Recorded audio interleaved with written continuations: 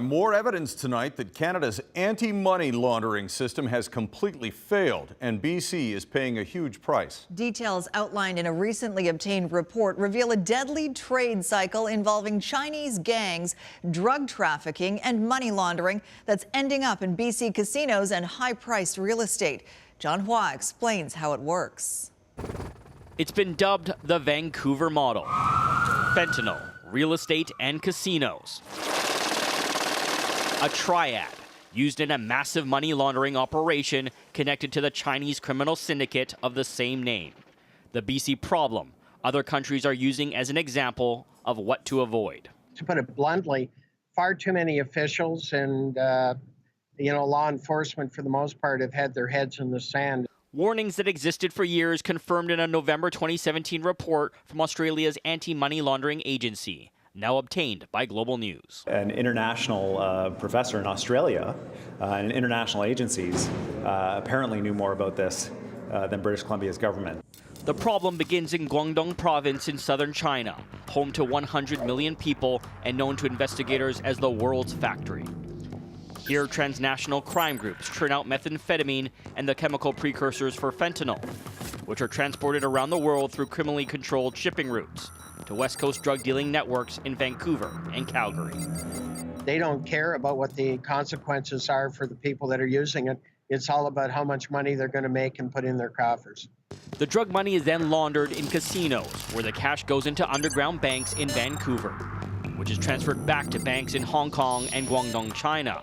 Hong Kong law offices transfer the cash to offshore shell corporations in Panama, the British Virgin Islands, or Cayman Islands, which can then be routed back to underground banks and law firms in Vancouver, and that laundered money is parked in our real estate market. The laundered money that remains in China goes back to the factories in Guangdong, where the cycle begins again. I can only speculate that the reason that stronger action wasn't taken previously was the idea that somehow the province was profiting. A startling statement linking the problem to cash made through BC casinos and real estate taxes. We pay in other ways. Thousands of lives lost in the opioid crisis, locals priced out of the housing market, and the dubious distinction of being a haven for dirty money. John Hua, Global News. The former head of BC's illegal gambling enforcement team is dropping some bombshells in an exclusive interview with Global News.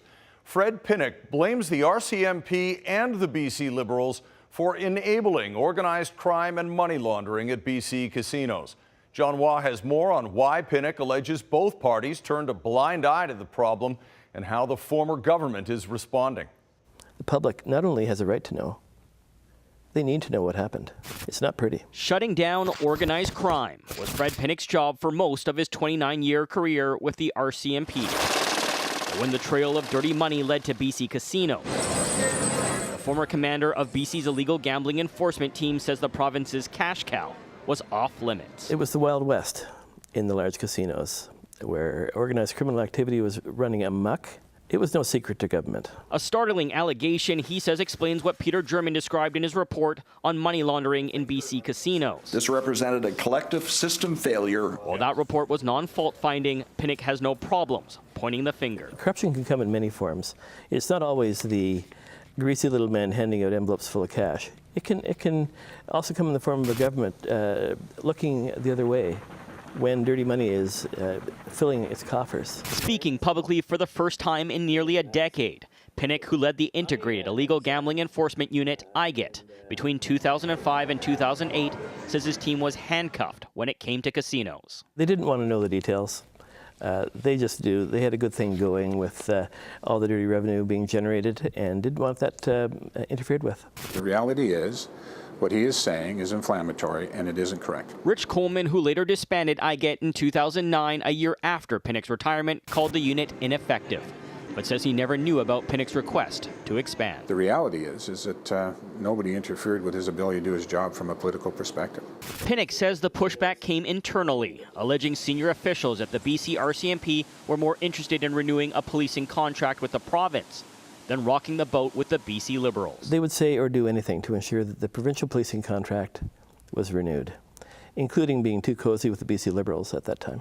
When it came to those operational decisions during that time period, the BC RCMP says there was no one available for comment. And I think it's incredibly troubling when you have a former police officer that was responsible for this coming forward and saying, look, I tried to raise this issue. I thought we needed more attention to it, and I was shut down. The German report states IGET should have been expanded, not disbanded, and recommends a 24/7 policing unit dedicated to BC casinos.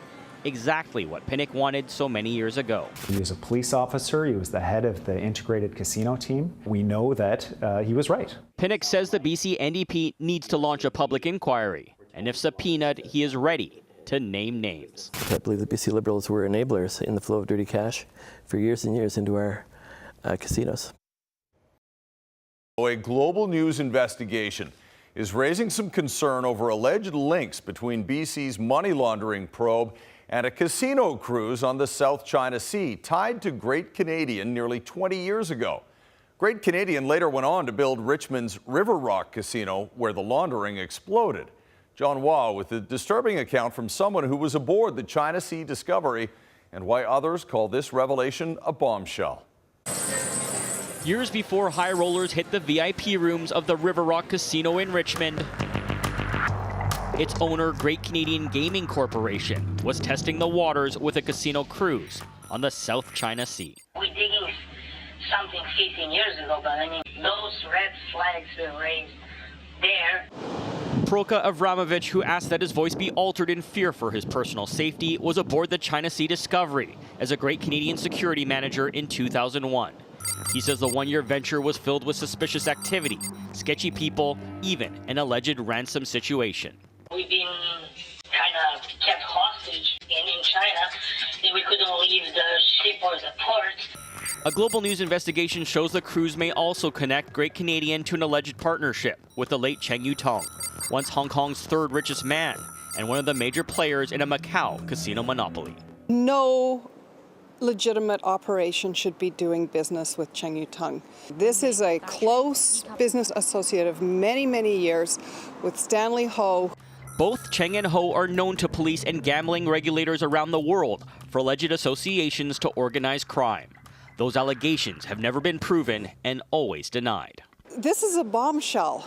Everything about the River Rock Casino has had the appearance of following the Macau business model. There are no records showing Great Canadian ever registered the alleged partnership with BC regulators. They check out that person's background, their financial relationships, their business dealings to make sure they're appropriate to be involved in BC gaming. But the failed cruise folded the year before those regulations came in.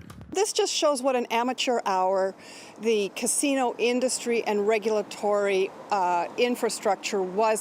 In a statement, Great Canadian writes the company's interest in the TSS China Sea Discovery did not require registration with the Gaming Policy Enforcement Branch GPEB or any other BC-based gaming regulatory body. Adding a warning that extrapolating from this business venture would be a disservice. But when asked directly about Great Canadian's partners on the China Sea Discovery and if it's ever done business with Cheng Yutong or his subsidiary companies, we were told there was no further comment. Why are they not being transparent?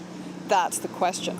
The man on the China Sea Discovery says it likely served as a model for organized crime in Asia to get criminal activity and money laundering into BC casinos.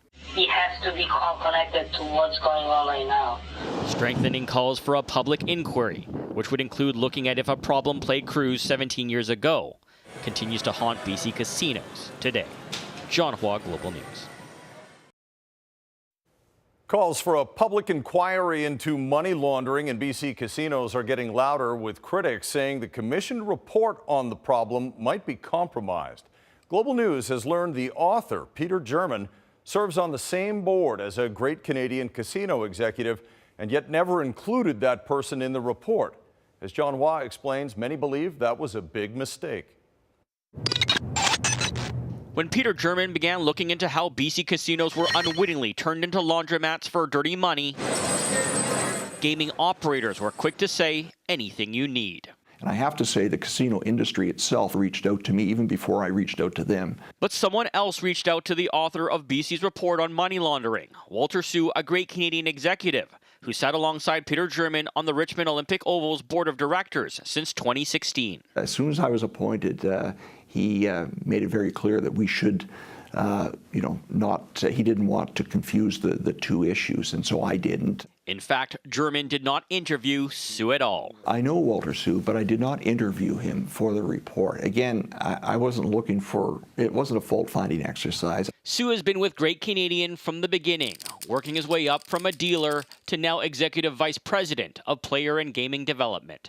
The whole report is compromised. Troka Avramovich, a former Great Canadian security manager who asked his identity be concealed for his safety, worked with Sue for years. How we can trust German purposely didn't leave Walter Sue and a whole bunch of other names, out of that report. Avramovich calling Sue the Chinese arm of Great Canadian. I confidently could say that he is the person that orchestrates most of that action in a Great Canadian. Sue's job is to land high rollers from overseas markets and keep them happy in the River Rock Casino VIP program he built. That program was found by investigators to be full of facilitators. In 2014, Sue even tweeted, "The VIP may not always be right, but they are never wrong." Walter Sue is the architect of the VIP. It puts him right at the center of the issue around money laundering and improper transactions. To date, there has been no allegation that Sue himself has been involved in any unlawful activities or transactions. Great Canadian refused our request to speak directly with Walter Sue, and anyone else for that matter, but stated Great Canadian provided Dr. German full access to all information and the opportunity to interview any Great Canadian employee. Any communication between any officer or director of Great Canadian Gaming with Peter German, who is conducting an inquiry, should be on the record. Was this mentioned to the Attorney General that there might be a conflict, or that you specifically did not interview? I'm not aware of any conflict. Attorney General David Eby was unavailable for comment. Garasino calls it a conflict of interest, and why an out-of-province investigator should be used in the future. This isn't right, and Peter German should have known right away. And if he didn't, he wasn't competent to do the job he was assigned. Once again, renewing calls for a public inquiry by those wanting a clearer picture of what happened in BC's casinos. John Hua, Global News. Former mayor of Vancouver and Liberal Senator Larry Campbell confronted by global cameras today about money laundering in BC casinos. Campbell is a director for Great Canadian Gaming. It owns the River Rock Casino, which was singled out in a recent report on money laundering. But Campbell has said little about the controversy or about calls for a public inquiry. Our John Hua joins us with more on how the senator responded to Global's questions. John. Yeah, that's right. And Global News has been trying to get Campbell on the record for the past several weeks. That's because on top of being a Canadian senator, he's also served on Great Canadian Gaming's board of directors for a decade and is also the chair of its corporate compliance and security committee, positions that have both been declared. Records show Campbell has been compensated more than $800,000 and awarded deferred shares now worth more than $2 million for these roles. Now, many know the BC government commissioned a report that found casinos in this province have unwittingly served as laundromats for dirty money, and the Great Canadian-owned River Rock Casino was at the epicenter of this money laundering. Great Canadian says it welcomes the German report and continues to work with regulators to enhance anti-money laundering measures. But when our Sam Cooper tried to speak with Campbell outside Senate chambers in Ottawa today, here's what happened. You're a director of compliance with Great Canadian Gaming. Can you tell us about any comments about the money laundering that's occurred at River Rock Casino? I have no idea what you're talking about. Thank you.